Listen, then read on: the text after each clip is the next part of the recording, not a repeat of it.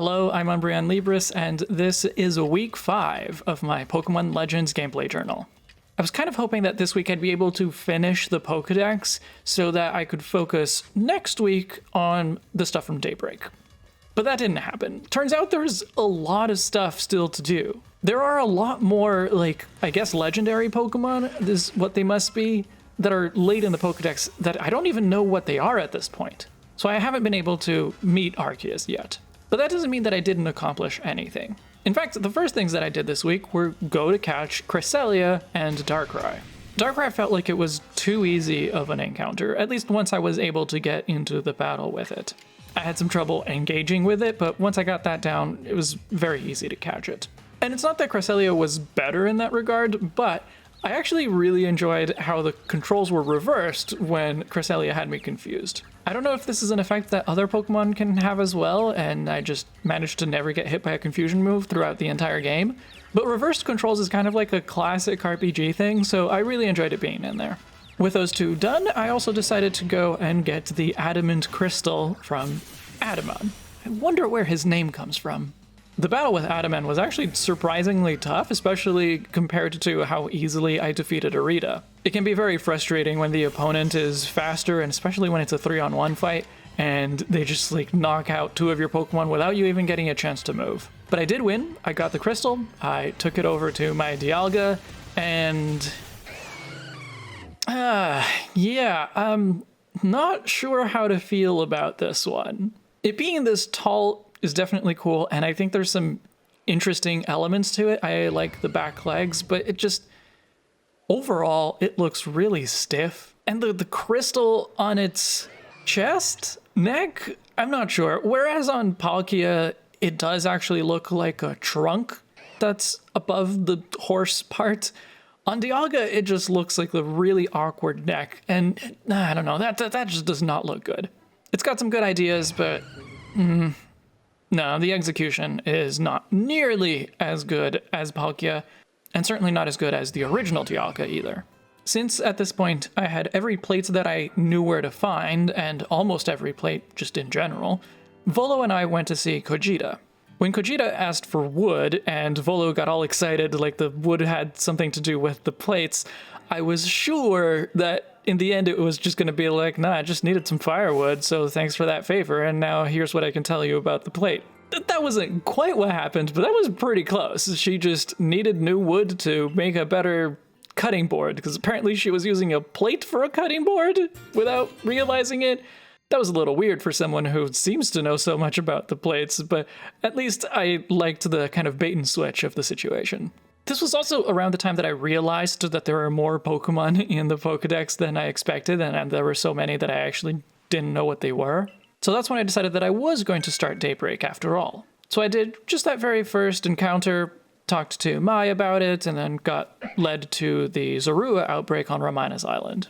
Nothing really special there. I'm glad that it's Zorua. Zorua is definitely one of the best new designs, and I'm sure many people managed to get shinies out of the Outbreak, though I was not one of them. But then I felt kind of lost, I guess. I wasn't entirely sure what I should be doing next. There were Pokemon in the Pokédex that I didn't know what they were. I was still missing a plate. I could do all of the Daybreak stuff, but then, it would be nice to do at least some of the Daybreak stuff, having the shiny charm, having completed the Pokédex. So what I decided to do is that I would go to each area of the map and just kind of do everything that I could, everything that was available in that area. I would get all of the Unown that I was missing, I'd get all the Wisps that I was missing, I would pick up all of the Old Verses, and just anything else that might show up in that area. For whatever reason, I started with the Coronet Highlands. I had a pretty funny moment looking for one of the Unown. It was in the Celestica ruins, atop one of the pillars, so I climb up to another pillar nearby that would be a little bit easier to throw the ball from, but I'm being targeted by a Pokemon from below, and normally I wouldn't worry about it too much, but this Pokemon is throwing rock slides at me, and those can hit me at the top of the pillar. I miss a throw, I'm getting hit by rock slides, and so I throw one more ball, and without waiting for anything to happen, I jump off the pillar, hoping to fly on Braviary, except it's not Braviary. I have Sneasler, and I faint. But my ball did hit the Unown, so did I catch it? Nope. Is it still there? Nope.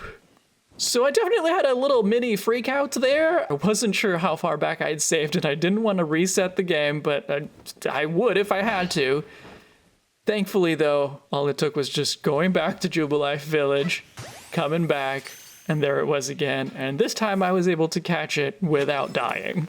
I also decided that I was okay with looking up the locations of the old verses, just because I had not spent enough time with Ursaluna. I had very few of the old verses just in general, and I didn't want to spend so much time just running around in Ursaluna, especially in a location that is so craggy, that is so difficult to just walk around. You have to do so much climbing, so I wouldn't be able to use Ursaluna all of the time. I hope you don't hold that against me too much. And finally, the wisps.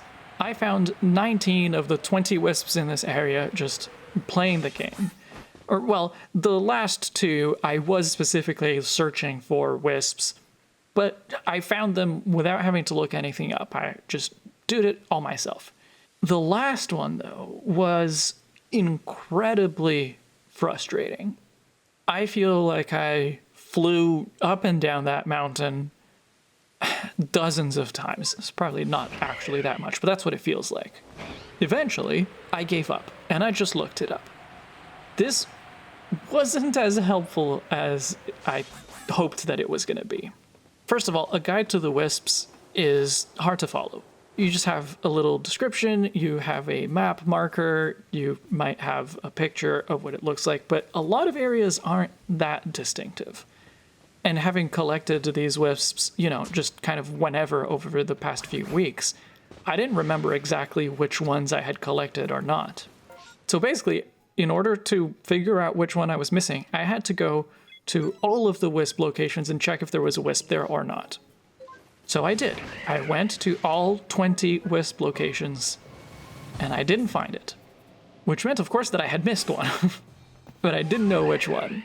So instead of just looking at the list guides that has the description and has the picture and has the map location, I looked at their video guide, which is basically the same thing, but with a little bit more of how you actually get to those places. Went to all 20 wisp locations, still didn't find it. This was really frustrating, but there was one spot in particular that I was pretty sure I had not found a wisp at. This was near the top of Mount Coronet, close to Summit Camp and close to Celestica Ruins, and I knew from the guide what ledge it was supposed to be on, just not exactly where on that ledge, that I wasn't entirely sure. I ran back and forth on that ledge multiple times before I finally saw the wisp. I don't know how this happens. I was looking in this area. I have flown over this area. I have done all of this at night when the wisps should be the most visible. How did I not see this before? And that might be on me. I don't know. That might be entirely on me. But I find that hard to believe. I don't know. Do the wisps not always show up? Do they only sometimes show up? Because I've had this situation before where I find a wisp in a location that I'm sure I've been past before. So why didn't I find it before? So I don't know. Like, do the wisps only show up in a certain order? Do the wisps only show up at certain times of day? I know they're more visible at night, but I have found them during the day. So is it on like a per wisp thing where some of them appear during the day, some of them appear during the night? I don't know. I just know that when it's the last one of your wisp quests, it can be really frustrating to find. So at the end of that night, feeling really frustrated, but having caught all of the Unown, having found all of the wisps, and having picked up all of the old verses, I decided to actually accomplish some story. I didn't want to go to sleep completely frustrated. I wanted to have something actually accomplished. So since I was already on the Coronet Highlands anyway, I went to meet Volo at Celestica Ruins. We talked about Giratina for a bit, and then he told me to meet him at the top of Mount Coronet. I'd already been suspicious of Volo before, like why was he hanging around so much and not really contributing that much. But I did not expect this turn.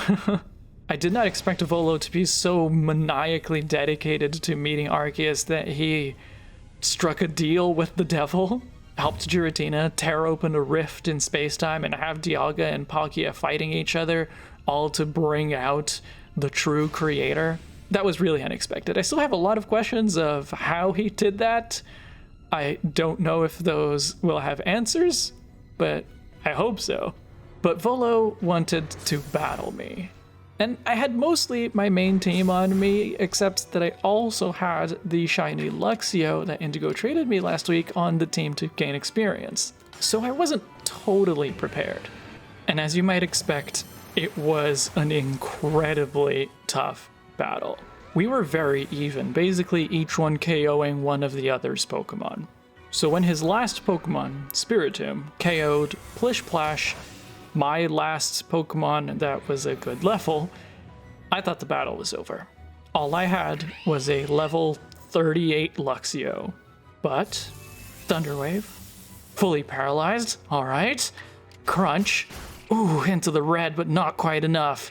Hypnosis, missed. Thunderfang, KOs! Yeah, Luxio! That was amazing, you deserve to evolve into a Luxray for this. But that's not the end, is it? Giratina joins the fight, and in a situation where in probably most other Pokemon games your team might have been magically healed, no. I still only have the shiny Luxio, and Giratina just Earth Power one-shots me into oblivion. Ouch.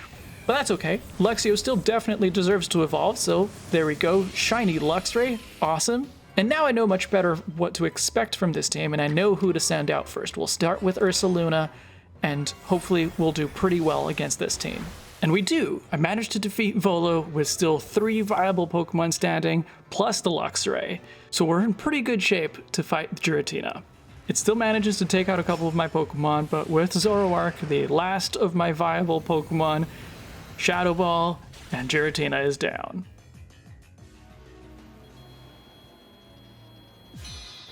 Except it's not. Giratina comes back, Origin form, full health back, and just Dragon Claw, Zoroark down, Earth Power, Luxray down. The Thunder Wave tactic did not work this time. So, okay, I gotta regroup. Gotta put actually my full team on. Sorry, Luxray, you did a great job, but I don't think you're the right one for this job. So I put my Alpha Sneasler back on my team, I review everyone's moves, and I give everyone some more grit. But I still didn't make it. And that's when I realized I should put Jack the Umbreon back on the team. He's a few levels behind, but it's nothing some experience candy can't fix. He's definitely going to be much more useful than Sneasler. And finally, on my 4th attempt, Origin Giratina finally goes down. And Volo finally accepts his loss.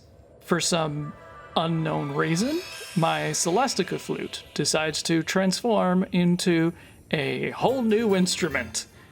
Now this is the Azure Flute. It plays completely differently, but I guess I'm not only a master Pokemon catcher and battler, guess I'm also a master musician, because I still know exactly how to play this. But our buddy Arceus isn't having any of it. He texts me like, did I stutter, basically, because I don't have all of the Pokemon yet, so guess I better go take care of that. So I'm back to my research.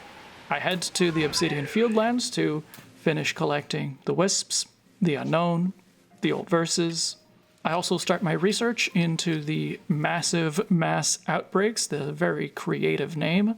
I checked every outbreak on the map to see what was interesting.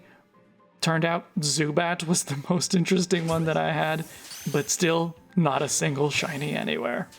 Kojita then tells me there's 3 other legendary Pokemon in Hisui that she knows about. I was very surprised to find out that they were Thundurus, Tornadus, and Landorus. Landorus was supposed to be in the Fieldlands where I'd just been researching, so I did go back there, but after a little bit of running around, I remembered that, or I'm pretty sure that Thundurus and Tornadus need to be in the party, or need to be caught at least, before Landorus will show up. At least I think that's how it used to be in Black and White. So I'll come back to the Fieldlands later. I moved on to the Mirelands, and once again finished collecting the Wisps, the Unown, the Old Verses, and investigating the massive mass outbreaks of the Mirelands. I can feel the end of the game within reach, but I'm not there yet. I still have Wisps to collect in the Icelands.